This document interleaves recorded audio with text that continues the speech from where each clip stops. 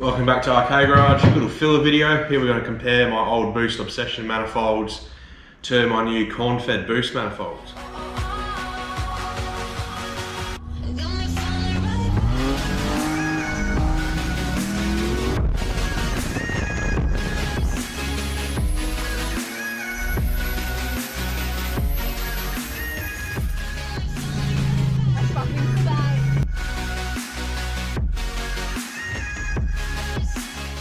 Alrighty, so I think we'll start with the passenger side. So, Corn Fed Boost passenger,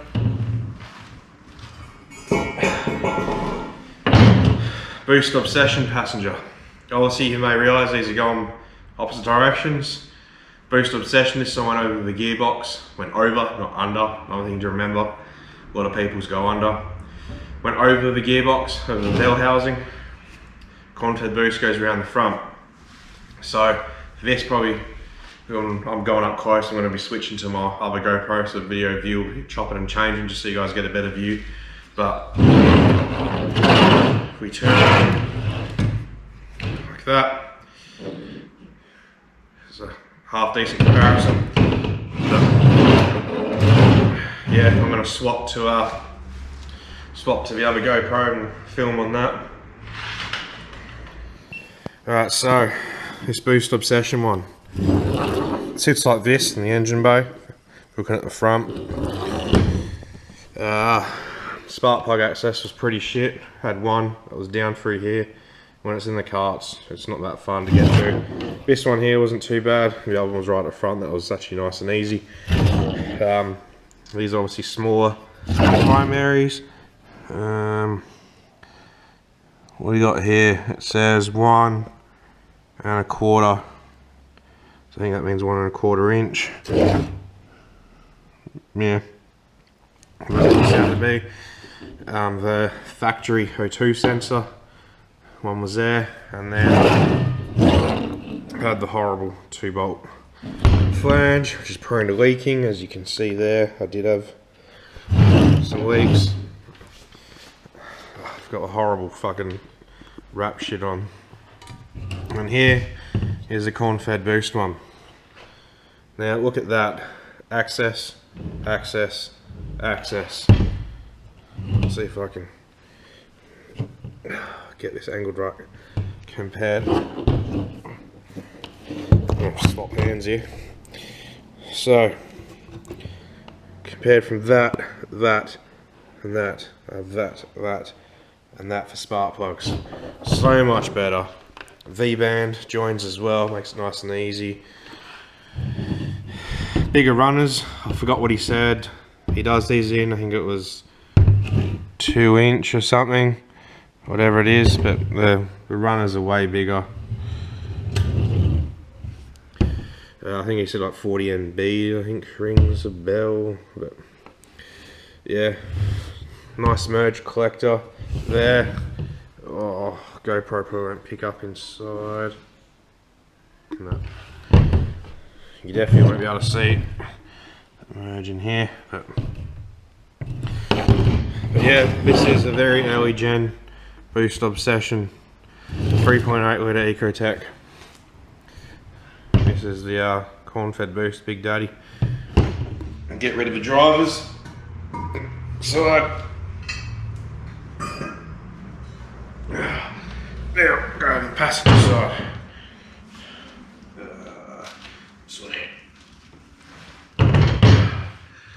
So, as you can see, big difference. This Boost Obsession one has the wastegate provision, the T3 flange, the crossover all on it. Turbo sat really far back. If I remember, I'll put a photo up. It actually looked really good in the engine bay where it sat, but it made it a real prick to service. These Boost Obsession, these Corn Fed Boost ones is similar to the driver's side, where it is basically just 3 runners into a collector, the V-band, and everything's on the crossover at the front, which makes it a lot easier to install, remove. So when it's sitting in the car, going like this, I'm going to swap to the other GoPro again, so you guys can see. So looking at the old Boost Obsession one, ignore this, just the ceramic coatings come off with the cheap wrap I used. The other O2 bung used to be here. When I went to the Link ECU, I removed it, bunged it off. This one was easy to get to. The driver's side one wasn't, so it just stayed in, but unplugged. So as I was saying, you got the T3 bit there, the wastegate provision, which looked like it got added in and botched in horribly. This wastegate location worked, but you couldn't remove the rocker cover. Even with the wastegate off, the rocker cover was always hitting the flange there. And obviously towards the rear, you have the other crossover 2-bolt flange. As for spark plug access, the very front one was okay, you could get to it there. The back one was sitting here, so it was kind of by feel half the time, but the middle one here was absolutely fucked. You had to go from underneath. So say this was installed in the car, you'd have to go from underneath to get to it. It was horrible. As you can see, it's very tight in there. Yeah, same size crossover as all the runners, so the driver's side wouldn't have been doing as much per se, but it worked really good. If these don't sell, I'll be putting them on another car, which you guys will see in a future video. But anyway, we'll go across to the Corn Fed Boost ones. Like I was saying, same as the driver's side, 3 runners, but it's sitting like this. Spark plug access right there, and then there. Going to be super easy to get to in the car. It's going to be great. These things used to always burn leads all the time. These look like they're going to be excellent. There won't be a single issue with that. V-band, 2-inch V-band collector again, all welded up nicely. Yeah, big primary, same as the other side. These are far superior.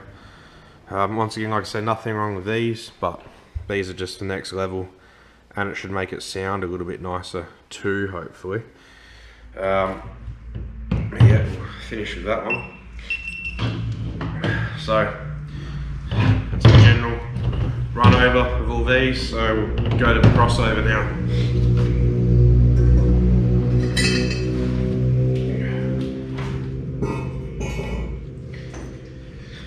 This little dinky thing. Ooh. This bad boy. So Boost Obsession crossover. Went over the bell housing in the rear. Corn Fed Boost runs around the front, and obviously everything is on here as well for it. So we'll cut to the other GoPro. We'll start off simple. Boost Obsession one, like I was saying, went over the gearbox, flex join in it there. 2 flanges which always leak. It was a prick to get the bolts in. If you're doing it on the car, it's a nightmare. Outside the car, it wasn't too bad. Wasn't the best, wasn't the worst. But that's that. And then this will be the new crossover. So if you're in the front of a car, it'll be sitting there. The Corn Fed Boost specialty penis he put on there for me. Cheers to that, you cunt.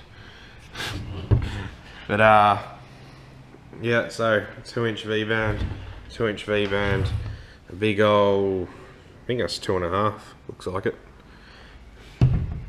Yeah, it looks like it's 2.5, might be 2-inch, I'm not sure. Crossover, and then to a nice big merge collection there. Both gases will run up here and equal to a T4 flange. Absolutely perfectly ready for my new turbo.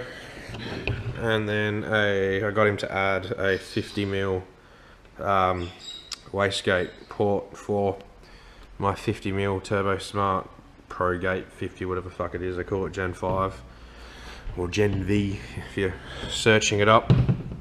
And then a little support bracket here to hold on everything, so it's just not all the pressure on the V-bands, which is handy. This bolts to the head, so that is very handy indeed. But as you can see, that is much beefier. Just down. If I can get that to stand up. Like you can just see right there for sizing and the pipe difference as well. So the exhaust gases will flow very nice across. But yeah, so that's a crossover there. Get rid of them. It's a big old heavy thing. Mandatory drink break.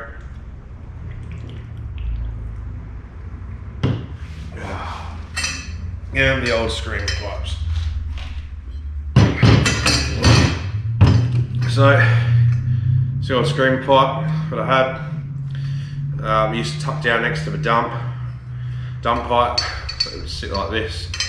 Turbo would be here, dump pipe would be coming down. It would exit right next to between the gearbox and the dump pipe down there. I got Corn Fed Boost to make me up with a screamer pipe. It should fit. He just guessing off his own car.